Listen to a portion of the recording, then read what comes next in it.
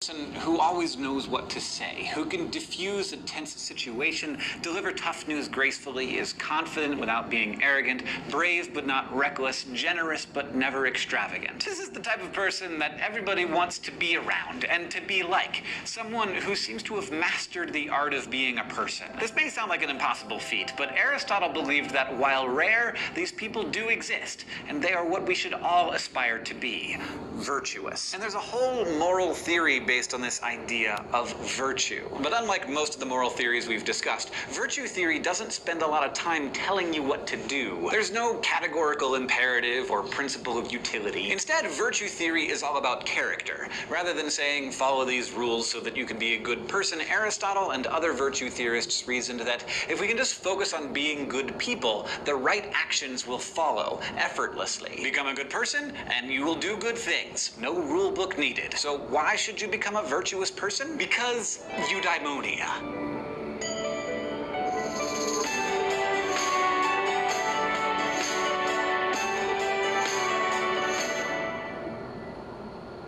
Virtue theory reflects the ancient assumption that humans have a fixed nature, an essence, and that the way we flourish is by adhering to that nature. Aristotle described this in terms of what he called proper functioning. Everything has a function, and a thing is good to the extent that it fulfills its function and bad to the extent that it doesn't. This is easy to see in objects created by humans. A function of a knife is to cut, so a dull knife is a bad knife. And a function of a flower is to grow and reproduce, so a flower that doesn't grow is just bad at being a flower. And the same goes for humans. We're animals, so all the stuff that would indicate proper functioning for an animal holds true for us as well. We need to grow and be healthy and fertile. But we're also the rational animal and a social animal, so our function also involves using reason and getting along with our pack. Now, you might notice that some of this sounds a lot like parts of natural law theory, Aquinas' theory that God made us with the tools we need to know what's good. Well, Aristotle had a strong influence on Thomas Aquinas, so part of Aristotle's thoughts on virtue theory ended up in natural law theory. But for Aristotle, this isn't about God's plan, it's just about nature. Aristotle argued that nature has built into us the desire to be virtuous, in the same way that acorns are built with the drive to become oak trees. But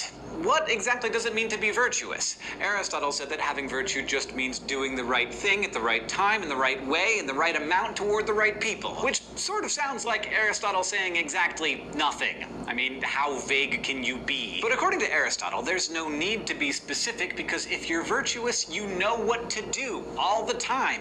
You know how to handle yourself and how to get along with others. You have good judgment. You can read a room and you know what's right and when. Aristotle understood virtue as a set of robust character traits that, once developed, will lead to predictably good behavior. You can think of virtue as the midpoint between two extremes, which Aristotle called vices. Virtue is just the right amount, the sweet spot between the extreme of excess and the extreme of deficiency. And this sweet spot is known as the golden mean. So let's take a look at some particular virtues, starting with courage.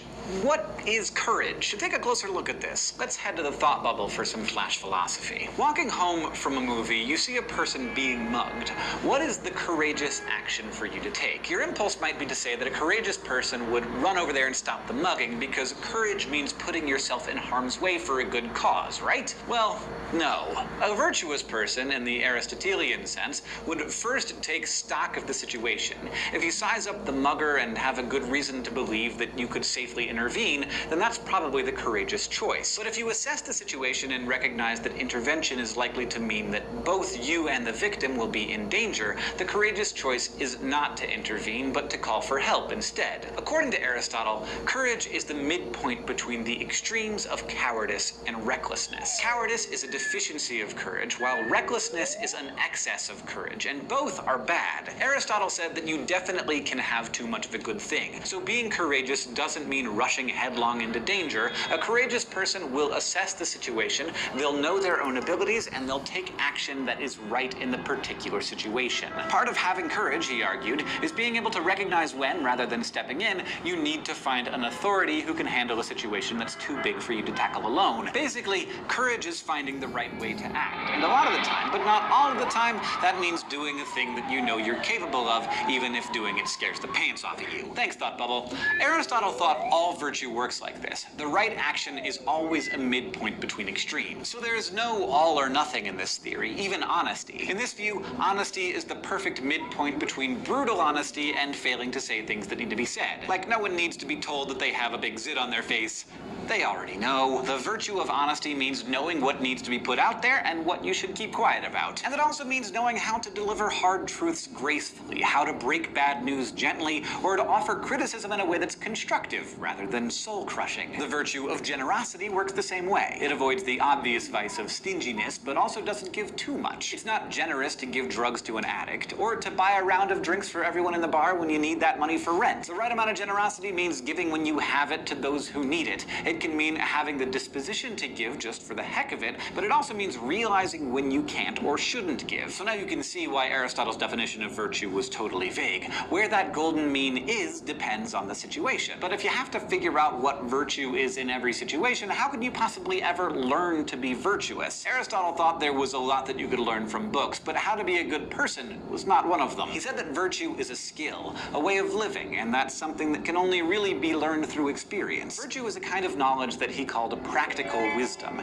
You might think of it as kind of like street smarts. And the thing about street smarts is that you gotta learn them on the street. But the good news is, you don't have to do it alone. Aristotle said your character is developed through habituation. If you do a virtuous thing over and over again, eventually it will become part of your character. But the way you know what the right thing to do is in the first place is by finding someone who already knows and emulating them. These people who already possess virtue are moral exemplars. And according to this theory, we are built with the ability to recognize them and the desire to emulate them. So you learn virtue by watching it and then doing it. In the beginning, it'll be hard and maybe it'll feel fake because you're just copying someone who's better than you at being a good person. But over time, these actions will become an ingrained part of your character. And eventually, it becomes that robust trait that Aristotle was talking about. It'll just manifest every time you need it.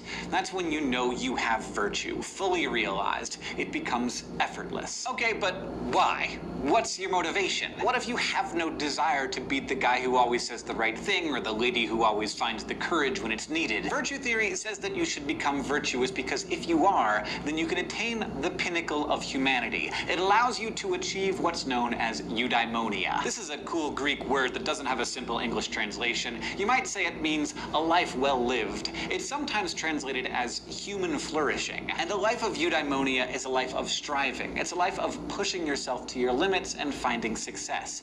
A eudaimonistic life will be full of the happiness that comes from achieving something really difficult rather than just having it handed to you. But choosing to live a eudaimonistic life means that you're never done improving. You're never to a point where you can just coast. You're constantly setting new goals and working to develop new muscles. Choosing to live life in this way also means you'll face disappointments and failures. Eudaimonia doesn't mean a life of cupcakes and rainbows. It means the sweet pleasure of sinking into bed at the end of an absolutely exhausting day. It's the satisfaction of knowing you've accomplished a lot and that you've pushed yourself to be the very best person you could be. This is morality for Aristotle. It's being the best person you can be, honing your strengths while working on your weaknesses. And for Aristotle, the kind of person who lives like this is the kind of person who will do good things. Today we learned about virtue theory. We studied the golden mean and how it exists as a midpoint between the vices of excess and deficiency. We talked about moral exemplars and the life of eudaimonia that comes with virtuousness.